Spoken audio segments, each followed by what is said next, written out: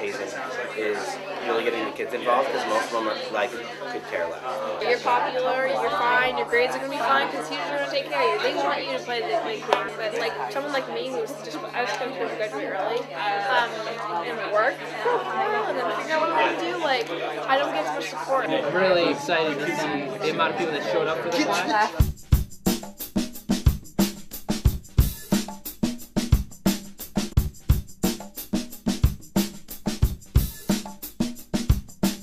I kind of felt a bit of excitement because I was talking to Jason on the ride up here and saying, you know, I've had such hard feelings about traditional schooling in the past and how I've kind of tried to channel that into a more productive means of school reform, but I felt like I really haven't done enough research about my own school, and then you're kind of asking me to do that in a way that's meaningful, and then I'll get credit for it, so that's all good.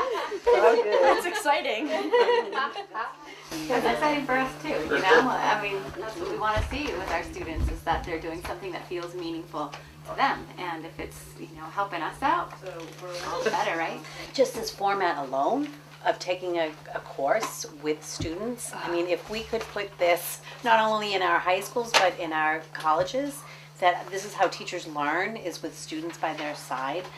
The whole reason for this course is for you to be able to connect the communications needs you have at school based on what you're doing, what you need, to the research and the rollout of this work. So first part of any action research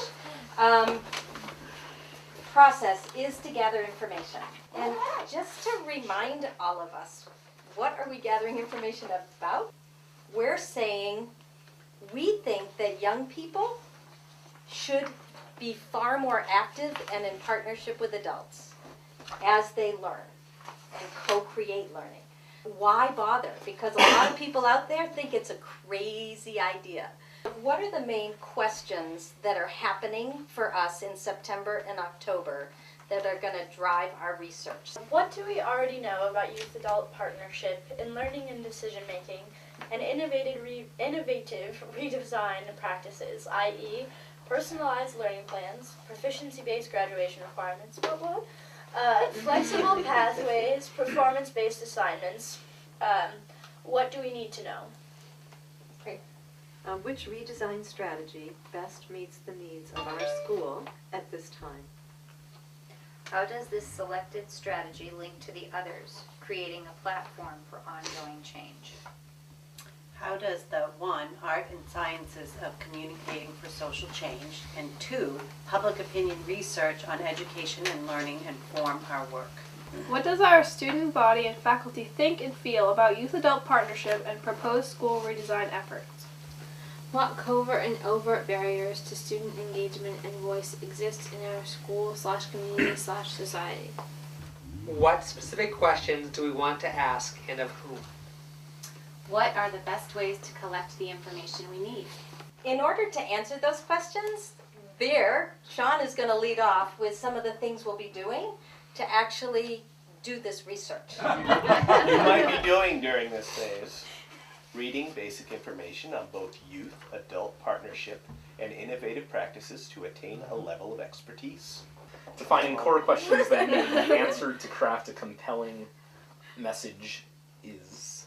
Taking into account what you now know about how people understand public issues and how Americans think about education and learning. Completing field-based research, including a site visit to another school.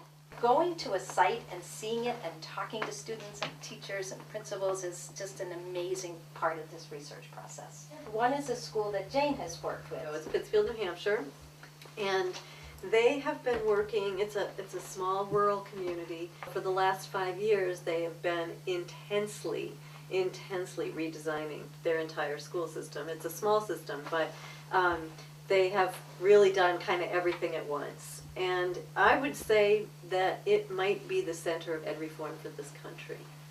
Montpelier High School, some of you have been there, some not, but they have been working on a number of these innovative strategies for a long time. And those who want to go farther afield, the Expeditionary Learning School in Portland, Maine. So you will be, in the next day or so, and certainly over the next months, sharing as a team which of these, we're not going to nail all of them. You will choose the ones that have meaning to you as a school, and that's what you'll focus on. That's the skinny on the first phase of gathering information. But now we're going to walk to the next part of our timeline, which is in the next room. Our next class is the end of, it's about 4 weeks from now. And so this is looking at what's going to happen in that class and into the following month. How do we conduct and document a focus group to gather the information we need? What strategies or tools will best convey the power of youth-adult partnership in learning and change? How do we capture compelling material to be woven into the final tools? What are the basic principles / qualities of the messaging tools that will guide our work and be a measure of our success? Exploring alternative tools / means for communicating youth-adult partnership and deciding what tools we will design. Creating our own criteria to guide tool development and assessment, high and clear expectations for our work. Recruiting a diverse student group and a diverse teacher group and conducting 2-hour-long focus groups to research redesign perspectives. Having focus group data organized, transcribed for analysis. Collecting video footage, audio material for inclusion in tool development. What tools might we be thinking ourselves into that we're trying to collect information on to then be able to be advocates, compelling advocates? I would say that the big umbrella is storytelling. We're going to be looking for the kinds of stories to tell, and also to have talking points or certain messages that are on paper or could be part of a presentation that we'll talk about what the traps are, the communication traps tomorrow, that don't fall into those traps. We've been talking about, in our planning, about producing a video and an exhibition. There's just a whole lot of really interesting things to think about with regard to the idea of exhibition, and then really interesting decisions to make in the creation of exhibition, and it's all stuff that we can work on together. There is so much jargon in this field, and we are going to try as hard as we can to be a jargon-free zone. And there's actually some very new research that I'll share with you tomorrow, and I don't know how to use it yet. And so I'm really looking forward to having this group co-create how to use this new research, knowing that it's evidence-based, it's been tested and tested, but how do we turn it from laboratory language to walking around language so that anybody, you know, a 7th grader, can understand it. This phase is the analyzing information. So you will have collected, in your research efforts at a site visit, in your own school, in focus groups, and maybe in, I don't know what else besides focus groups, individual interviews, we don't know. But it will be a time to analyze that information, make meaning of it, and then use that meaning to drive the design of whatever the tools are, however you're going to message youth-adult partnership in learning. So the big first goal will be, subsequent to analysis, will be how do we go out there and help people understand that young people absolutely have to be players in this game. And this analysis process will happen hopefully in the field before we get to the last class. The December class is going to be a huge work session. It will be both looking at your analysis but moving directly into design. So that's the analyzing information piece. In the past couple of years of this YATS program, it's really like imagining I want this to happen, I want this to happen, but this is really going to be what Ellen said, the ripple effect. It's going to be the thing that's going to initiate everything. It's going to be the first, and it's going to have an impact, and we're driven to do that. Most of our staff meetings are very dry about transactional stuff, and anytime students come in, they're like totally psyched to change the energy, but it hardly ever happens.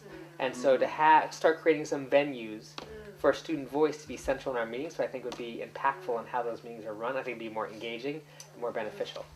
I'm currently working on a senior thesis project that is a fairly new field for me, even having worked with YATS for the past year and a half. approximately. I am excited for the tools and figuring out how we will use them, because that will help me implement them in other fields of my work and discoveries. Great. I'm excited about the framework that I think this class will provide for some of the work that Sean and I were hoping to do anyway, or doing anyway. And this is exactly what we're doing, really. But it's giving us a framework and a place to start, and it's giving us students to work with. We're going to walk away, I think I'm going to feel more equipped today. I don't know about you, Asa, but I'm feeling like maybe we'll have better tools to bring back to our group. Here we go. December's in here. Tell me what you're doing December to April, guys. Shout it out. Skiing, yes. All right. March Madness. March college Madness. basketball. Oh, yes. Ellen, would you mind starting off with just maybe reading the December class, and then we'll head around? What are the steps in creating these messaging tools? How do my interests and strengths best serve my design team? January class. How will we test the effectiveness of our youth-adult partnership tools? What strategies/tools will best communicate the particular school redesign strategy we are focusing on? March class. How can we make our tools even more effective based on the feedback we have received? April 11th conference. How will our tools be received by a wide cross-section of policymakers, community members, media folks, educators, students, yachts, schools, etc.?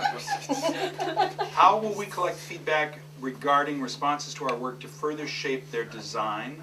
What are the pertinent parts of our research findings and other things we've learned in this process that are worth sharing with the public? In December, we'll be creating our youth-adult partnership messaging tools and testing them out. In January, we'll be figuring out our next tool design task for your chosen redesign strategy and creating a work plan to carry out over the next month. March, creating our redesign tools and testing them out. Also March Madness. April, hosting YET's statewide conference with folks from the Agency of Education, State School Board, and media organizations, and sharing our work. There's a 3-day class in March. That's the second mega work weekend for tool design. The State School Board of Ed has put out new legislation, Act 77, isn't it? That says all schools 7 to 12 will have personalized learning plans and flexible pathways. They have no idea, nor do many schools, what that means or how they're going to get there. And so we are so timely, not just for your individual schools, but on a state level. So when they come to this gathering, they're hungry for what we're going to be providing them. This is precedent-setting work. There's just no question about it. I'm always looking into like, what does this mean and what are we going to do next? And so I immediately looked to the statewide conference on April 11th, because I figured that's really going to be where things are going to happen and we're going to have an effect. I'd say one thing I'm looking forward to is, as we are all looking at expressing these complex ideas and finding good ways to communicate them, it's like great that I'll have like whatever Hazens and Harwoods and People's Academy and all these different ways that I can then bring back your video or whatever to bring back to my staff and my students, and having multiple ways with different perspectives on how to communicate this stuff.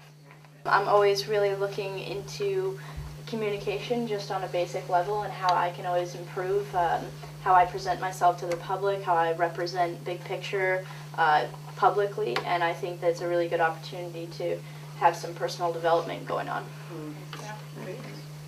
We're going to be winding down, sliding into June. It's getting warm again. The grass is getting green finally. The ice is out on Joe's pond. You have to go reflect. So let's rally for our reflection here. Who would like to start? Reflections. What have we learned as a team this year? What have I learned about myself and my leadership, including communication, knowledge, and skills? How can I apply what I have learned to my life at large? How can I assure that these tools will be shared beyond my school? what you might be doing during this phase. Pondering. Classic. Writing, capturing, to share what you've learned. And of course, celebrating. We are going to have one amazing celebration at the end, but I really invite all of us to kind of dip our feet into really looking hard at what we're doing and why we're doing it and what it feels like to do that, and because there's a ton of personal growth that can happen along the way here, and as professionals, just open huge doors. So on many levels. So that is our ending April, May. We'll have the conference in April. We'll have a final afternoon class. It won't be a full day. It won't be a retreat, but a closing piece for all of us. So. Optimistic. Excited. Keystone. Amazing. Thrilled. Exclamation point. Happy? Deep learning. Meaningful. Re-energized. Disseminate.